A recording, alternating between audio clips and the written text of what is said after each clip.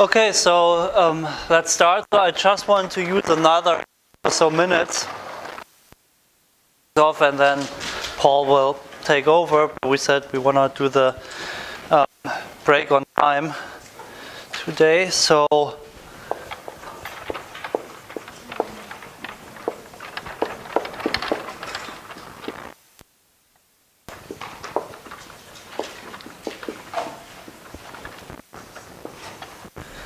the topic are bounded implementations. So there are different results in this area.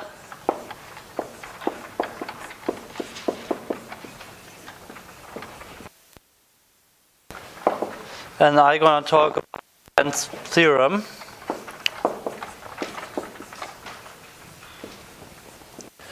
And I'm going to do it like a bit informally, just to give you an idea. So the question is, so now we have our high-level cost semantics. We have the work and the depth, and how does it relate to an execution if you have a system with a fixed number of processors? Can we know anything about that? And it's also fits with our theme, where we say we want to justify the cost model with some lower level machine model or implementation. So so the machine model is called shared memory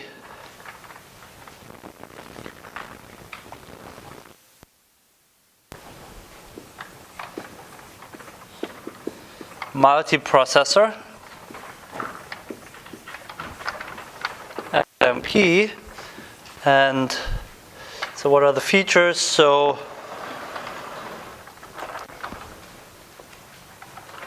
some fixed number of processors,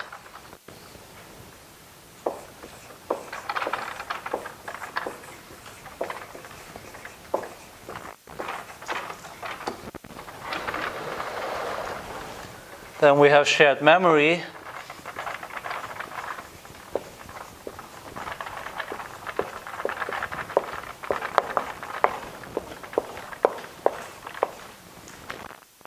with constant time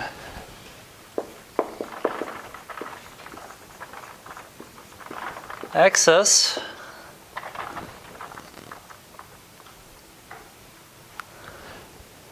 and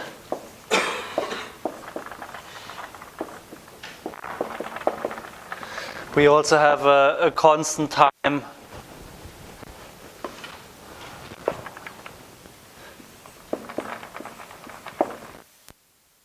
synchronization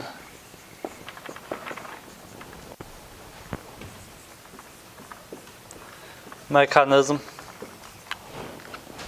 So you can define this like formally, and this is done in PFPL. There's kind of like low level machine model.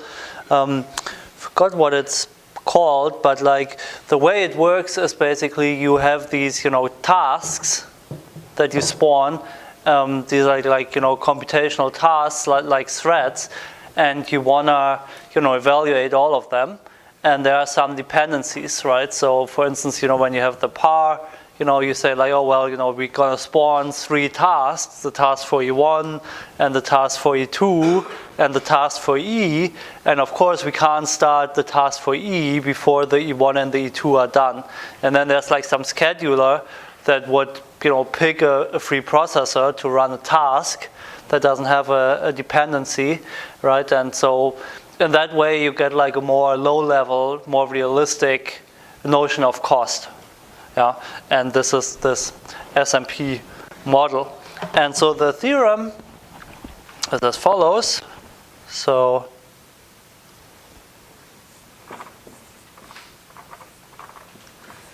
theorem. So if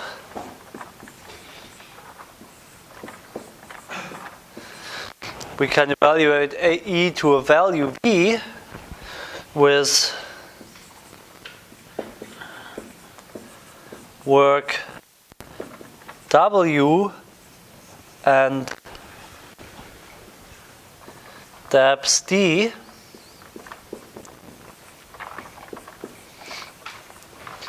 then E can be evaluated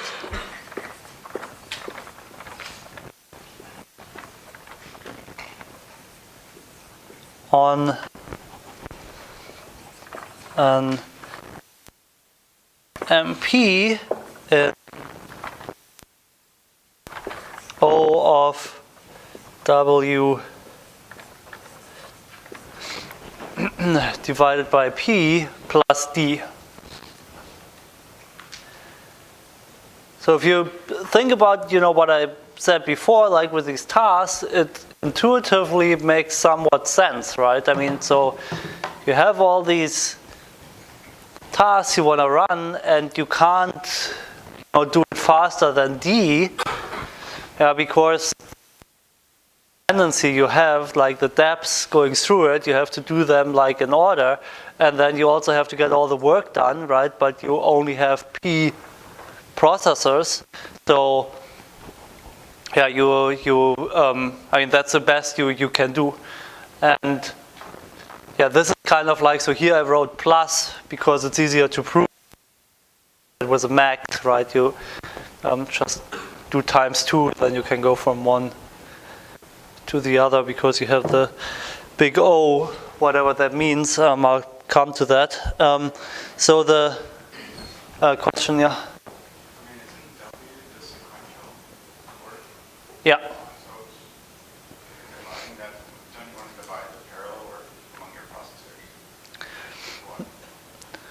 Well, no. So this is kind of like, so as I said, you can think about it like you have 2 bounds on it, right? You have to get all the work done. I mean, you have to, you can't be faster than, getting all the work done on some processor.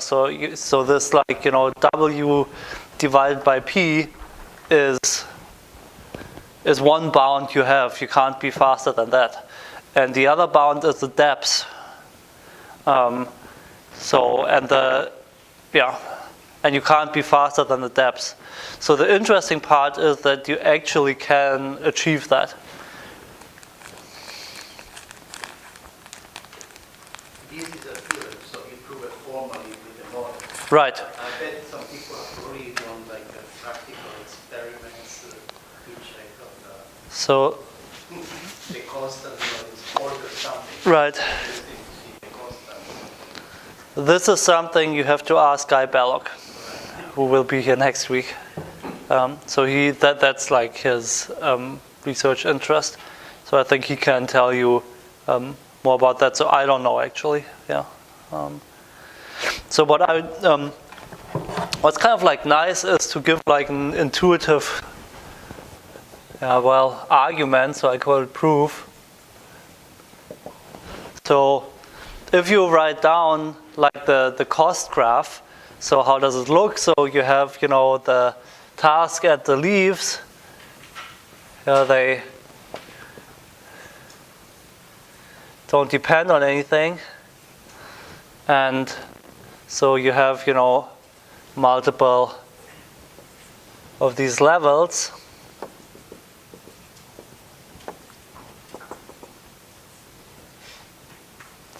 Right, so that's how it looks.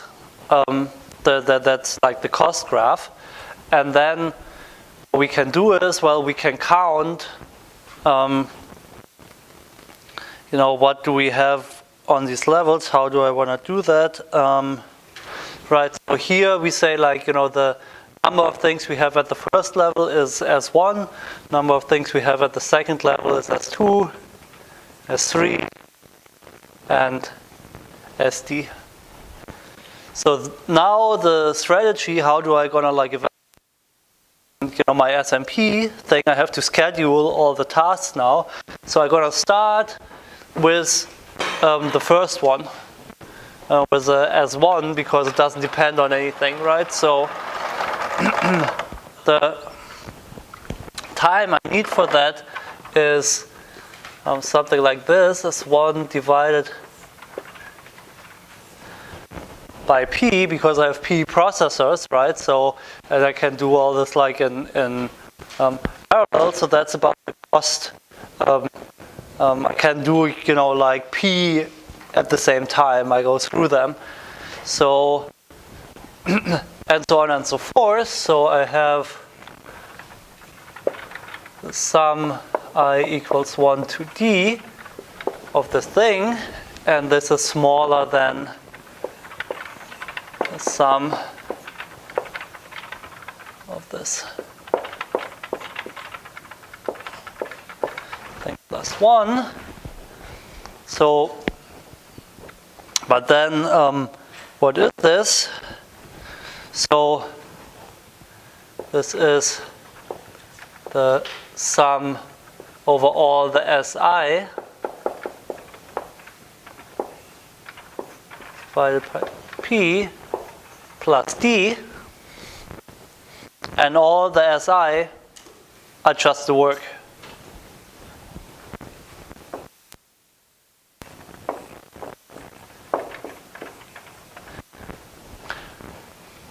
I mean, it's not a real proof, but kind of like it tells you, what scheduling strategy to use and why it kind of like, works out somewhat. This sets an upper bound. Right. And yeah, that's kind of like all we're interested in.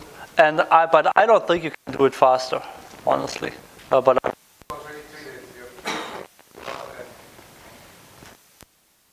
No, that's what you want to know, right? I mean, so you want to know that, like, well, at least it's as fast as this. Well, maybe sometimes you also want to have a lower bound. I don't know. Depends on your application, I guess. Yeah. And if you have a E steps to E prime, that's a judgment. How do you go from that judgment to the task? Right. We're not going to discuss that. So that's in the book PFPL. So there's like this, I unfortunately forgot what it's called, but there's kind of like this low-level thing where it was like the task and everything. But the task is defined on that judgment. Right. Well, no, it's a different judgment, but it's defined on the expression level, basically. And I can. So it looks like this, basically. So you have, I think it's written like this. So every, task has an ID and then an expression, right? And so it's really not, rocket science. And then E is like the par, E1, E2. And then you make a step, with the whole thing, and you spawn new tasks, right? So then this is not quite accurate, but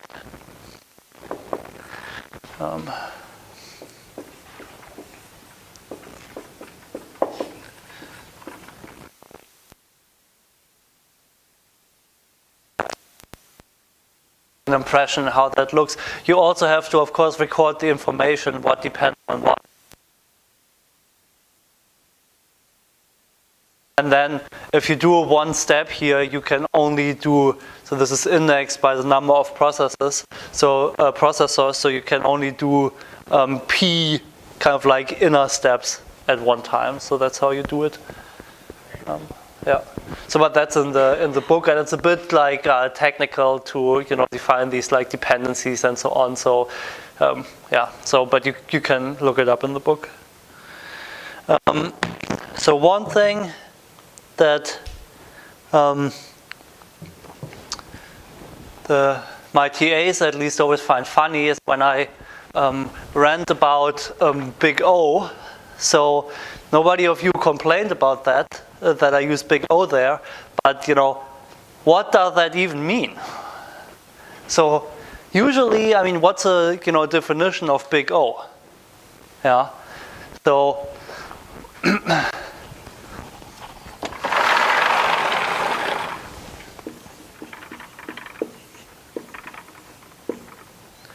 So what there exists and 0 and C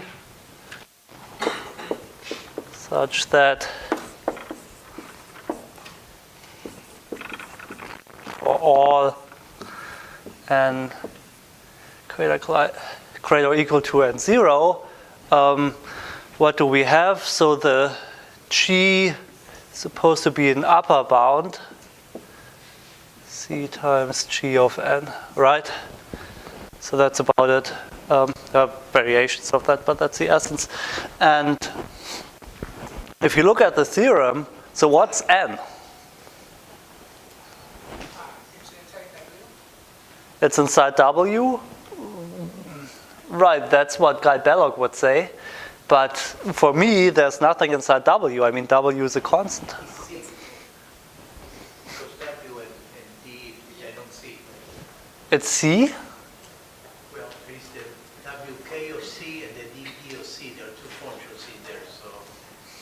Right, but C is not a natural number. I mean, and it also does not depend inside the O at all. I mean, here we don't even have anything that grows, right? Because we only look at one single run of the thing, of a closed expression. We have no notion of arguments.